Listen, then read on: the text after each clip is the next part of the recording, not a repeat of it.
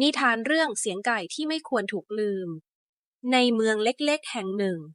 มีคุณยายใจดีคนหนึ่งอาศัยอยู่กับเด็กสาวสองคนที่ช่วยงานบ้านเด็กสาวทั้งสองคนชื่อว่ามินและน้องนิดคุณยายมีไก่ตัวหนึ่งที่ขันเสียงดังทุกเช้าตรู่เวลา5 โมงเพื่อเป็นสัญญาณให้ทุกคนตื่นนอนคุณยายจะตื่นตามเสียงไก่แล้วเรียกมินและน้องนิดให้เริ่มทำงานบ้านทุกเช้าคุณยายจะทำอาหารเช้าให้กับเด็กสาวทั้งสองคน และหลังจากนั้นก็จะเริ่มงานต่างๆ เช่น ทำความสะอาดบ้านหรือปลูกผักในสวน แต่เด็กสาวทั้งสองคนกลับรู้สึกเบื่อหน่ายกับการตื่นเช้า พวกเธอมักจะอยากนอนต่ออีกสักหน่อย ทำให้คุณยายไม่ค่อยพอใจ เพราะเธอคิดว่าการตื่นเช้าจะทำให้พวกเธอมีเวลาในการทำงานมากขึ้น วันหนึ่งขณะที่นั่งอยู่ที่โต๊ะอาหารมินและน้องนิดก็เริ่มพูดคุยกันเกี่ยวกับการตื่นเช้าทำไมเราต้องตื่นเช้าขนาดนี้กันนะ มินถามถ้าไม่มีไก่ตัวนั้นเราก็คงได้นอนหลับต่ออีกสักชั่วโมงน้องนิดเห็นด้วยและพวกเธอก็เริ่มวางแผนกันอย่างสนุกสนานพวกเธอคิดว่าถ้าหากไม่มีไก่คุณยายก็คงจะไม่ตื่นเช้าอีกพวกเธอลักพาไก่มาฆ่าโดยหวังว่าจะได้นอนหลับให้เต็มอิ่มในวันถัดไป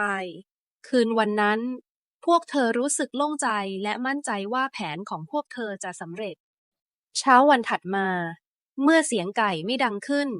มินและน้องนิดก็นอนหลับสบายแต่แล้วความสงบสุขของพวกเธอกลับถูกทำลายเมื่อคุณยายตื่นขึ้นเร็วกว่าปกติ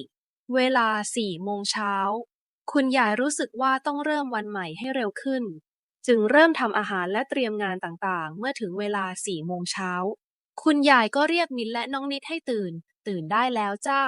วันนี้เรามีงานมากมายรออยู่ เสียงของคุณยายทำให้เด็กสาวทั้งสองคนตื่นตกใจและรู้สึกเหนื่อยมากขึ้น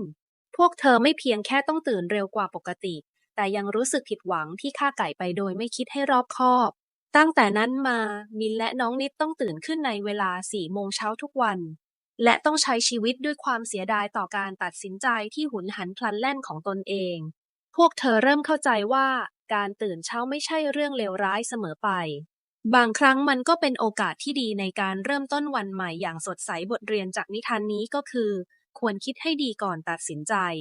และอย่าลืมเคารพสิ่งที่มีอยู่รอบตัวเราเพราะบางครั้งสิ่งที่เราคิดว่าเป็นปัญหาอาจมีคุณค่าในตัวมันเองมากกว่าที่เราคิดและการตื่นเช้าอาจทำให้เราได้ใช้เวลามากขึ้นในการทำสิ่งที่เรารักและสร้างสรรค์สิ่งใหม่ในชีวิตต่อไป